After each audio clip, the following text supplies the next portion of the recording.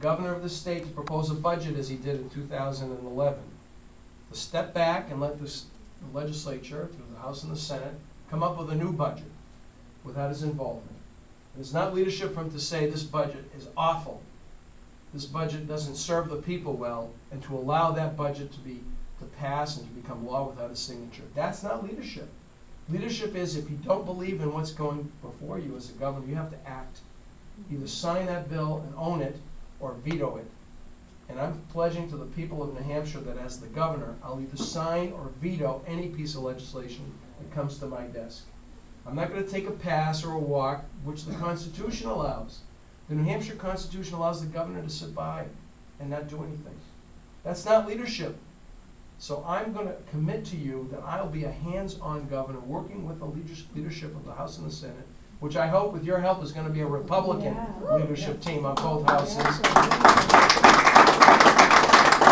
So we can do the work of the people, but I'll be hands-on, which means I'm going to work with our legislative leaders, and they'll know sometimes I may not be with them. And we're going to work together to make sure we can agree on what's coming before us. And if we can't, we're going to have to work it out some other way. And we need that kind of proactive leadership.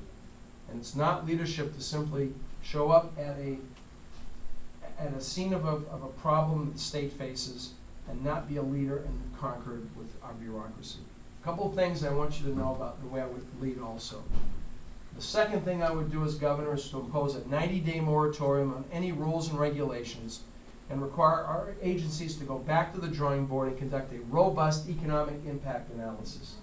As the head of the executive branch, I'll demand that our regulatory agencies, our executive branch agencies, tell the people and the businesses and the cities and towns of this state what it's going to cost to implement the rules and regulations that they're proposing. And I want to see those reports myself.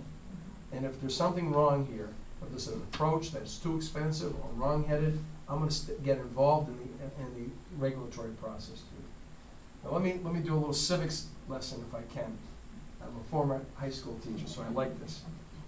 I believe in biennial sessions for the legislature. For this reason, I think the legislature should be 1 year and then study and prepare the second year. And then when bills are passed in New Hampshire, there should be no or very little rulemaking authority granted to the executive branch. Those bills should be complete, they should be clear about what's expected, and we should not be transferring to the executive branch legislative authority, which is what we do every time we pass a bill, and give rulemaking authority to the state executive branch. That is not the proper allocation of power. The legislature is supposed to have the legislative function. The executive branch, the function of enforcing and implementing the law, not making the law. And I hear too many horror stories about businesses and cities and towns that have become overrun by regulators who are unelected and sometimes unaccountable, proposing rules and regulations and government bureaucracy that hurts job creation, that hurts families, that hurts growth. And that's going to change. And I'll be a leader who, overseeing the executive branch, is going to bring some discipline to this process.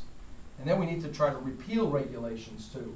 Ones that become redundant, inefficient, outdated. We don't do enough sunsetting. And we're supposed to be sunsetting our rules and regulations. So I'm not going to promise you what I can't deliver, but I can promise you what I'll do. And that is to get control over the executive branch of government. I'll appoint a business advocate in the governor's office whose sole job it is to answer the 800 call number that some business somewhere in New Hampshire is going to call through to get help in dealing with the bureaucracy of state government, help to thread the needle in terms of dealing with expansion issues, perhaps at the local level, working in partnership, and to advocate for those businesses. I think we need to be a pro-growth, pro-business state. And the best way to do it is to pass right to work. I'll sign right to work. I know that's a divisive issue even among Republicans, and let's not let that issue get in the way of our doing other things. But that issue is an important one. It's a conservative position to say we'll let employees choose whether or not they're going to be part of a union. It's a conservative position to stand with individuals and give them that choice. People ask me, why do the unions oppose right to work? And I'll tell you why they do. Because they don't want to be accountable. The unions will be accountable to make the case to their workers that it makes sense for the workers to pay that union due and be part of a membership of the union. And it's going to inject in the workplace, a sense of accountability. It doesn't take away collective bargaining rights. It doesn't take away the ability of a union to organize the workplace. It does inject accountability and respects the ability of individual workers to make the decision whether to become part of a union or not. You make New Hampshire right to work state. As Governor LePage of Maine says, it's the biggest threat to him and his economic development plan because the businesses will want to locate here. Because we're going to send a loud signal that we are open for business. And we'll be the only state north of Virginia, east of Indiana. And let's not let anybody get ahead of us on this one. Those are the kind of strategies we need to move towards.